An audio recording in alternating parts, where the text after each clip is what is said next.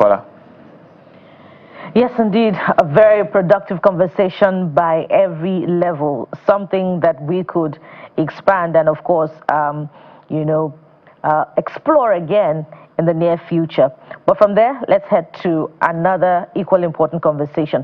What is the value of polls that test and showcase voter pulse and sentiment ahead of the elections?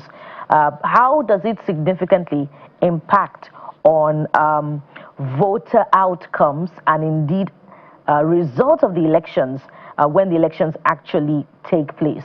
Very important conversation, especially with a history of what polls have said as against what have actually played out at the elections. Let's have this next conversation on a certain voter poll survey that has been carried out by SBM Intelligence. And joining us this morning on the program is Mr. Ikemesit. I hope I get his name correctly. Ikemesit. Yes, thank you, Jeffrey and Kelly. Mr. Ikemesit Effiong, Managing Partner, SBM Intelligence. He's right here in our Lagos studio. Mr. Effiong, good morning and welcome to the Morning Brief. Good morning. Thank you for having me. Before we begin to explore the details of the poll carried out by your organization, I'd like you to talk to us about your organization, because it's also part of the conversation. When you recall the polls that were carried out ahead of the 2023 election, the identity of the organization also came into the conversation somewhere along the line with questions around the interest of the organization. So let's start from there. Who is SBM Intelligence and what's the interest? So SBM Intelligence is a geopolitical risk advisory. We use data and research, mostly socioeconomic research, right, to advise clients, but we also do a lot of public reporting, right, that the general public consumes around key aspects of Nigeria and increasingly West Africa's socioeconomic situation. We have a well-followed, for example, cost of living report, the Jollof Index, that we've been publishing since 2015, right, and the likes. We've done rankings of, for example, public health preparedness, ranking each Nigerian state in our health preparedness index. So we have a lot of sort of well-regarded and well-followed reports, including by the media, right. And so what's the interest this time around on voter sentiment ahead of 2027? Well, it's something we've done in past cycles, right? I'm an avid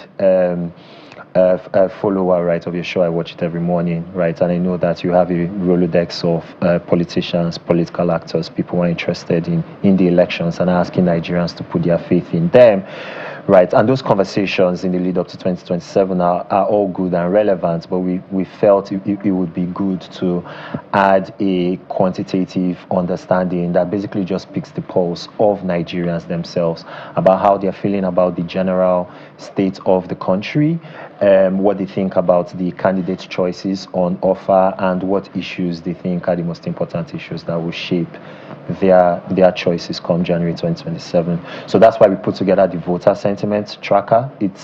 We've done the first wave. We hope to do a couple more in the lead up to the elections, and it's basically to track the headspace of Nigerians as developments such as Oriri and the various party primaries and other key national, governing items sort of shift and potentially change, people's perceptions of how the polity is doing and which sort of candidates they feel are best placed to take Nigeria forward. So let's delve into that report. I imagine that issues around insecurity and the economy perhaps would have dominated what Nigerians are saying. Tell us about it. Yes, they did, right. So according to the voter sentiment tracker, right, something like 45% of Nigerians say insecurity is their chief concern.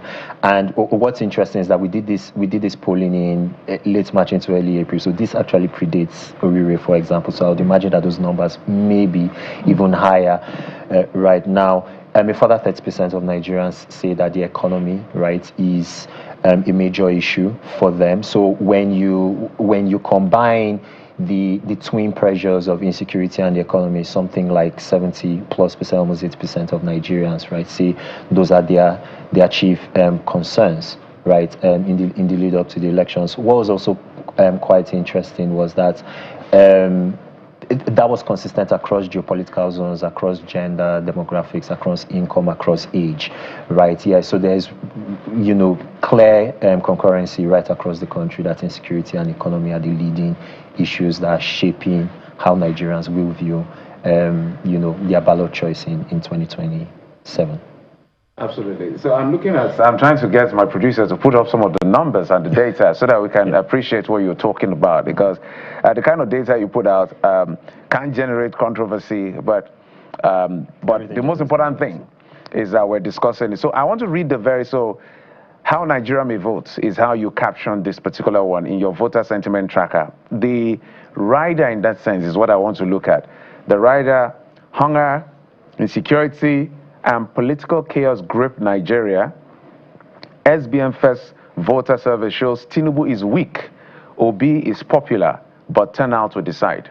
Explain that liner for us. Yeah, so what was clear, right, from the data, right, with the report was that... You can also give us a sample size so that we appreciate that. Oh, yeah, sure, right. Okay, so we polled Nigerians in 8 states across all geopolitical zones and the Federal Capital Territory. So these 9 states and territories are the states that we've done the most polling and the most sampling for. They are our Jollof Index states. They are states where we've been collecting socioeconomic data of various kinds over the last 13 to 14 years.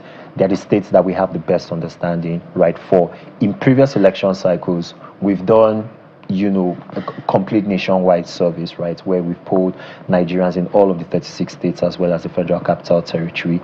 We felt it would be good to get an indicative sense in the states that we have sort of the best understanding of what Nigerians, right, are thinking about with respect to the elections. So that's on the sample size. In terms of turnout, what our respondents, right, said in this report is that they are very motivated. So these are likely voters, people who have their PVCs, people who are above 18, people who are, legally empowered to vote, right, in this cycle. And what a lot of them are saying is that they intend to come out to vote. Now, as political researchers, right, we have the benefit of hindsight and experience. We had the recent off-cycle elections. We had the 2023 general elections. We had the 2019 elections. Turnout has been very low.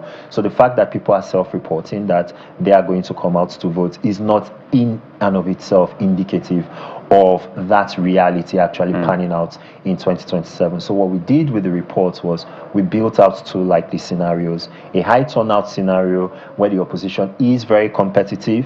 The leading opposition candidate, Peter Obi's approval ratings are sky high, right, in that regard. And then a low turnout scenario, which not only in Nigeria, but right across the world, tends to favor incumbents. So even though the president's net favorability ratings, right, are low, and they're actually the lowest of all of the major candidates, right, who are running in this cycle, a low turnout scenario, right, still portends good for the APC and for the president. So those were the 2 scenarios we built out. So you're saying that with a high turnout, the chances of the opposition upsetting the election is higher. Yeah. With a low turnout, the incumbents will hold sway.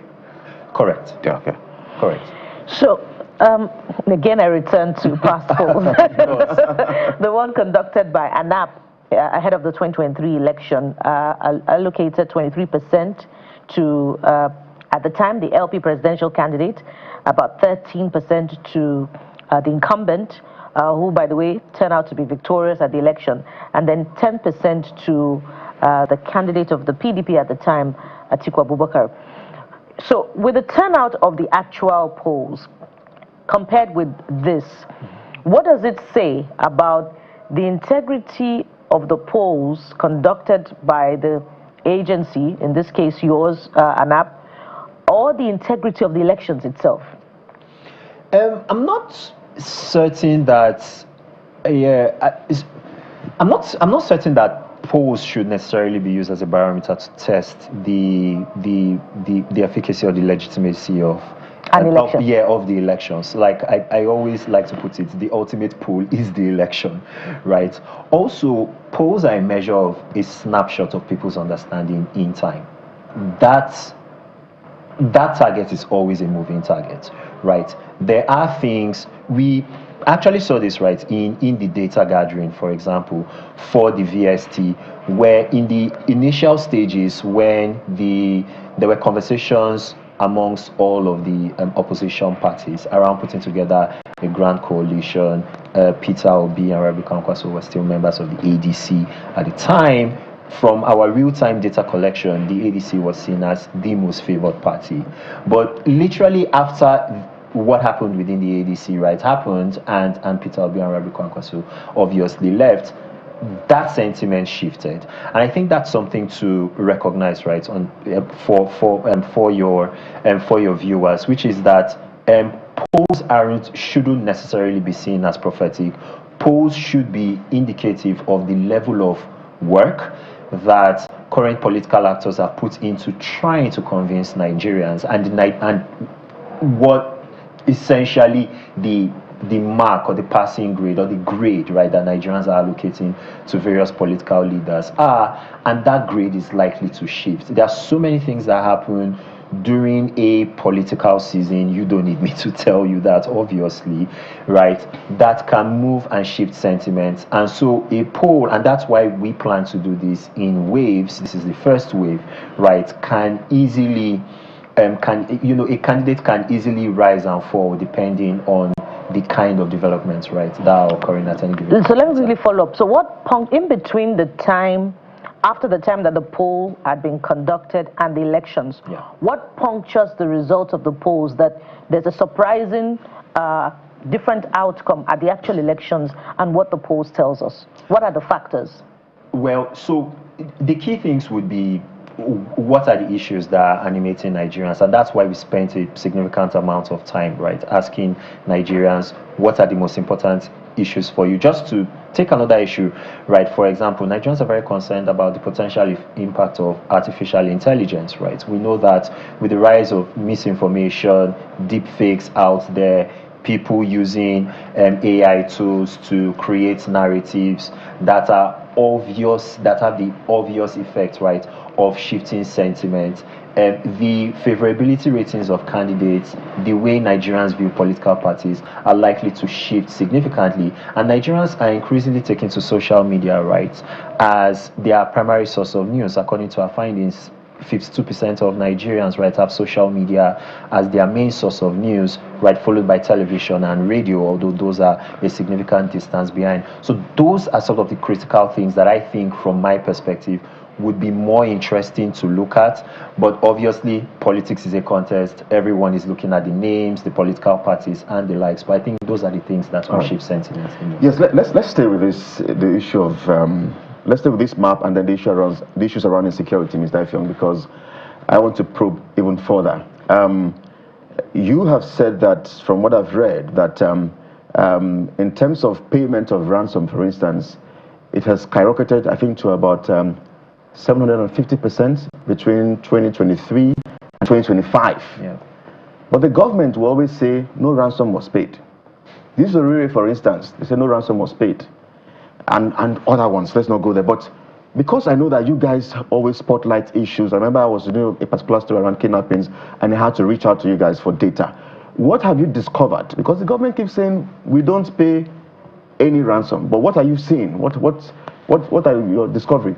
Ransom payments are still a significant part, unfortunately, of Nigerians trying to secure the release of their loved ones. We have a report we publish every year called the Economics of Kidnapping Industry, and when we first published that, I believe in 2021, that was when we first realized that these ransom payments had reached near industrial levels. There's a level of sophistication and art that a lot of these groups have brought to play, and I think the conversation with the former assistant deputy director was very was very instructive in that regard. I understand the sentiment of the government in terms of not wanting to openly posture that these things actually, right, occur in order not to offer, an incentive to these groups. But the question that, organizations like ours, as well as others who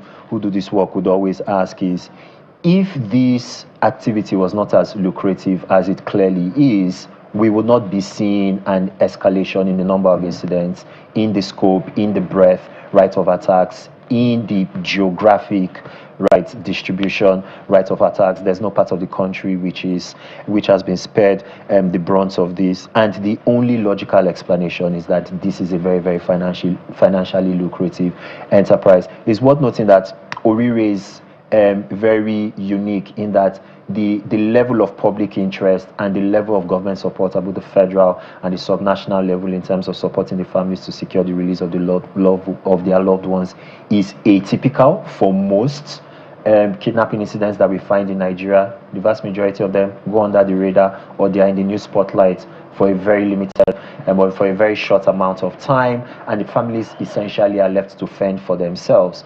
This is not to say that ransoms weren't paid, right? In this instance, it's still too early, right, to say in that regard. But it would be very, very surprising, right, that if ransoms weren't paid, at the very least for a majority, right, of incidents of this kind. And it would be very interesting that if it wasn't paid in this particular instance. Wow. But we're still speculating. Indeed, a very expansive survey, more like a sponge, absorbing many issues. I'm reading here that the NDC's vote share jumps from 32% in a low voter turnout scenario to 65% in a high turnout scenario. Yeah. And zones with high turnout intention is strongest. Southeast 87.4%, South 82.9%. If you're interested, you just may want to find it somewhere on Google, SBM Intelligence Voter Intention Survey, and then you get all of the details. I wish we could explore this particular one with you, but we must anchor at this point, and thank you for coming. We look forward to further conversations with you on other surveys carried out by your agency. Mr. Ikemesit Effiong is the managing partner, SBM Intelligence. Thank you for coming on the program. Thank you very much for having me. Absolute pleasure. And so we're not quite done yet with security-related issues, as we'll be having this next one on the state police subject coming up after this break. Join us again.